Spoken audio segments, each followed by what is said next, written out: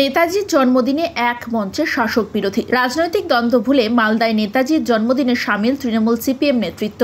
আর এই মঞ্চ থেকে 23শে জানুয়ারিকে যারা জাতীয় ছুটি ঘোষণা করতে পারে না তারা আবার 22 তারিখ অর্ধ দিবস ছুটি ঘোষণা করেছে।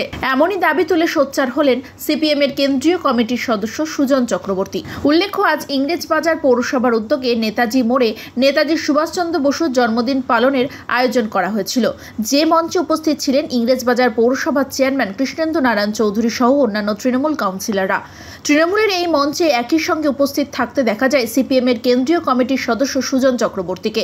শাসক দলের নেতা নেত্রীদের সাথে নেতাজির মূর্তিতে মাল্যদান করেন তিনিও।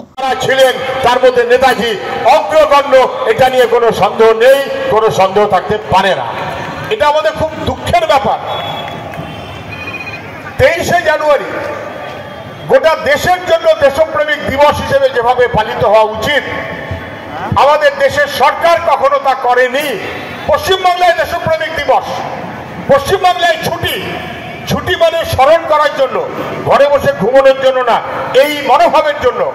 সেখানে এটা উচিত ছিল গোটা দেশের সরকারের পক্ষে দেশপ্রেম দিবস হিসেবে ঘোষণা করার, কিন্তু যারা দেশপ্রেমের মানে বোঝে না তারা ঘোষণাও করতে পারে না।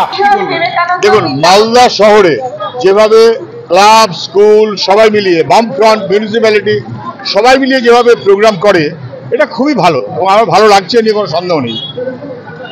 আমরা সবাই নেতাজি দেশপ্রেমিক মানুষ এবং সেখানে বামফ্রন্টের পক্ষ থেকেও যখন এসেছে, যেহেতু এই সব ক্লাব ইত্যাদি নিয়ে মিউনিসিপ্যালিটি যারাই থাকে তারাই এটা অর্গানাইজ করেন, ফলে এটার সঙ্গে দলের সম্পর্ক আছে বলে মনে করি না। তারা আমাকেও ডেকেছেন দু কথা বলার জন্য, যেমন অন্য অনেককে ডেকেছেন, বিএসএফকে ডেকেছেন, এয়ারফোর্সকে ডেকেছেন, ইনস্টিটিউটকে ডেকেছেন। সেখানে ন্যাচারালি নেতাজির প্রতি আমাদের শ্রদ্ধা জ্ঞাপন, এবং যেটা অবশ্যই সত্য, 23শে জানুয়ারি দেশপ্রেমিক দিবস যারা ঘোষণা করতে পারে না তারা দিল্লিতে সরকার চালাবে। 23শে জানুয়ারি জাতীয় ছুটি যারা ঘোষণা করতে পারে না তারা 22শে জানুয়ারি অর্ধ দিবস ছুটি ঘোষণা করেছে। এটা নেতাজির প্রতি অবজ্ঞা, দেশের প্রতি অবজ্ঞা, এটাই স্বাভাবিক। আমি সে কথাটা নিশ্চয়ই বলেছি। আমি সিপিএম নেতা সুজন চক্রবর্তীকে চিনি না। আমি সাংসদ প্রাক্তন সাংসদ সুজন চক্রবর্তী, প্রাক্তন বিধায়ককে চিনি। তিনি এখানে এসেছিলেন, তখন আমরা সবাইকে ডেকে মাল্যদান করলাম, তিনিও মাল্যদান করার ইচ্ছা প্রকাশ করলেন। আমরা তখন তাকে মাল্যদান করতে বললাম, এটা আমাদের দায়িত্ব, কর্তব্য একজন নাগরিক হিসাবে। আমি নেতাজি সম্বন্ধে কথা বলবো। আমি প্রাক্তন কাউন্সিলর এসে আমাকে অনুরোধ করলো, আমি নেতাজি রাজ্যের সুনাম করলে বললেন রাজ্যের সরকার ছুটি ঘোষণা করেছে জন্মদিনে, কিন্তু কেন্দ্র ছুটি ঘোষণা করেনি। ওনার কথা আপনারা শুনেছেন, ওনার বক্তব্য উনি রেখেছেন।